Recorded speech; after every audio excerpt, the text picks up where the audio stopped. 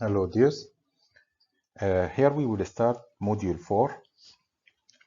Module 4 will be covered in 3 weeks as given here as usual. We are going to study the sensor technology, the temperature sensor, pressure sensor or pressure measurement, then some other sensors or other measurements to be studied. We will start here by discussing the sensor technology. Where in sensor technology, we are going to discuss the theory which we are going to depend on to convert the physical quantity to electrical quantity.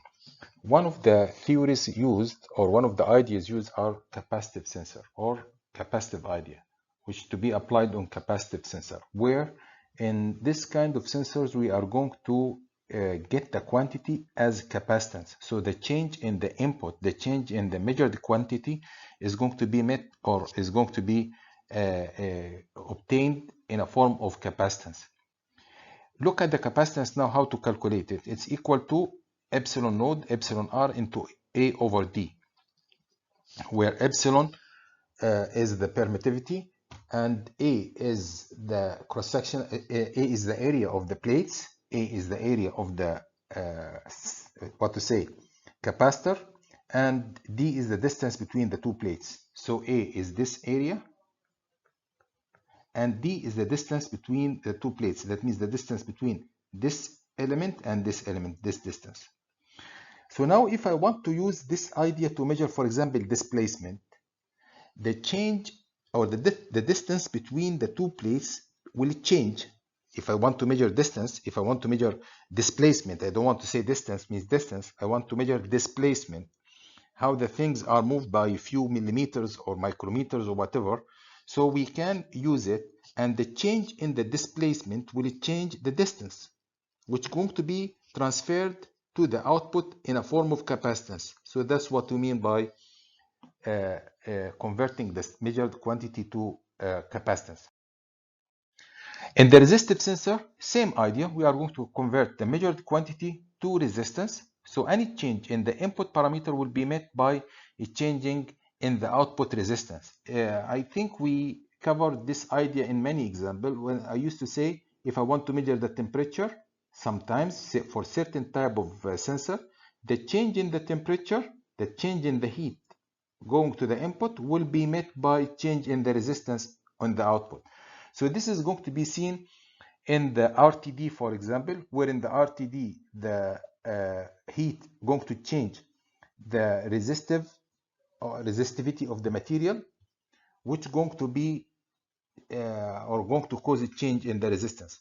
Also, there is something called piezoresistive. Piezoresistive is certain material which going to change its resistance if force applied to it.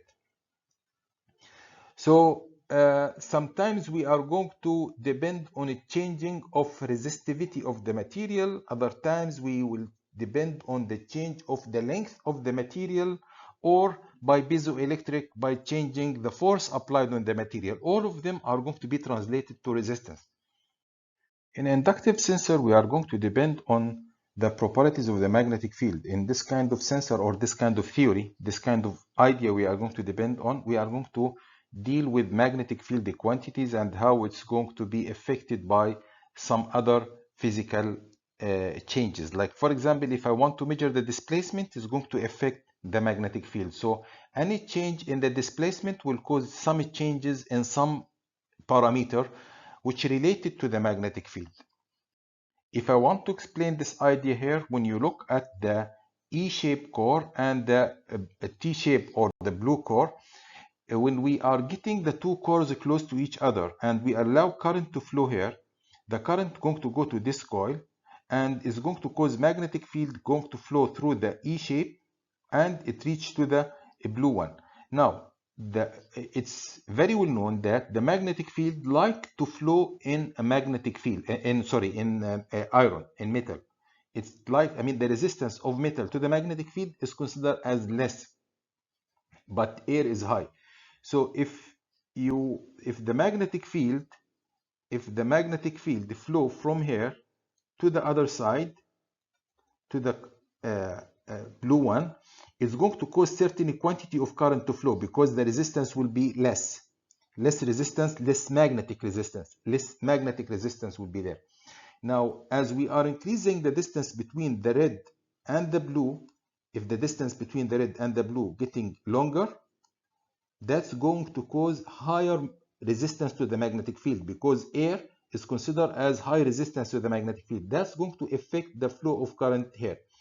So we can get this idea to make a sensor which can sense the displacement. The idea of how the magnetic field is affected by flowing in metallic part or air. The change of them can be translated to displacement sensor. Hall effect sensor is a sensor which can measure the magnetic field. So in Hall effect sensor, it's certain idea which we will depend on to measure the magnetic field. And in that idea, he's saying in the Hall effect, if we have this piece of metal, let me go direct to the idea. If we have this piece of metal, this one, and that piece of metal connected to a voltage source as you see here, you will find the voltage here is nothing, zero. There is no voltage flowing, no voltage applied, no voltage can be measured at the other side from this, between this point and this point. So notice we apply volt between this point and this point, and we are measuring the voltage between this point and this point. Right now there is no voltage measured here, but if I bring magnetic field close to this piece and the magnetic flux is going to enter that piece, it's going to, or we will find that there is a voltage measured or can be measured at these sides of the metal. So you will find voltage here, and the voltage measured here is proportional to the quantity of the magnetic field. So now the idea here is we want to check the availability of magnetic field. How this can be, we will apply voltage to this terminal and we will measure the voltage from this terminal. If there is magnetic field, that means there will be a voltage generated or voltage measured there. The induced voltage or the voltage at the or the measured voltage can be calculated from this equation where V is equal to K into I into B. I is the current flowing from the battery, B is the magnetic field strength, and K is a Hall constant. Piezoelectric transducer. In piezoelectric transducer, it's certain material, we call it piezoelectric material. That material, if we apply force to it, it will cause voltage generated. So when we apply force to this kind of material, in a term of stress, force, whatever, we are going to find or we will experience here voltage at its terminal. So we can use this one to measure, for example, the stress or the strain, where any force applied to the material can be measured. Of course, the voltage will be very small, but remember, we have studied a technique to make use of this voltage. We can amplify it, filter it, and so on. So that's the meaning, or that's the idea of piezoelectric.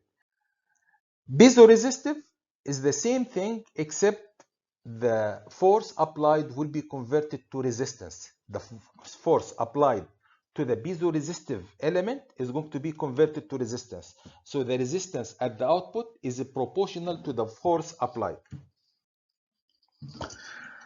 Strain gauge is an idea which going to find the output when a force applied to the material, the output will be resistance.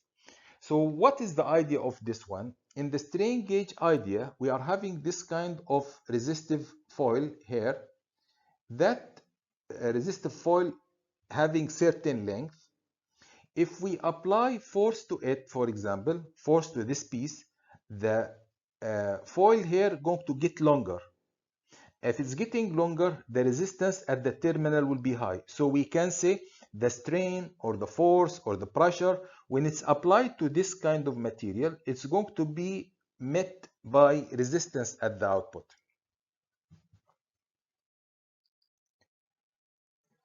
Optical sensor, it's the sensor or we can make the idea, we can get the idea of a light here, where we are going to have light source and light detector. So the light source is going to be sent and light detector is going to be there available.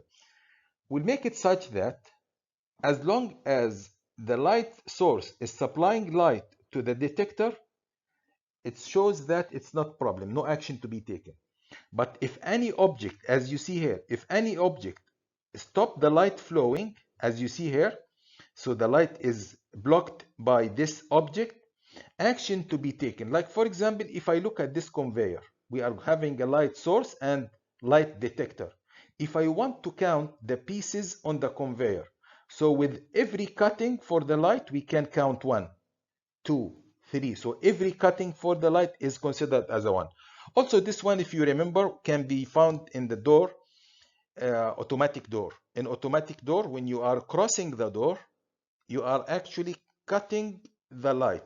So if you are crossing the door while the door is closing, you will find door will open back. Why? Because you are cutting certain loop for the light, which will send signal to the controller to open the door again.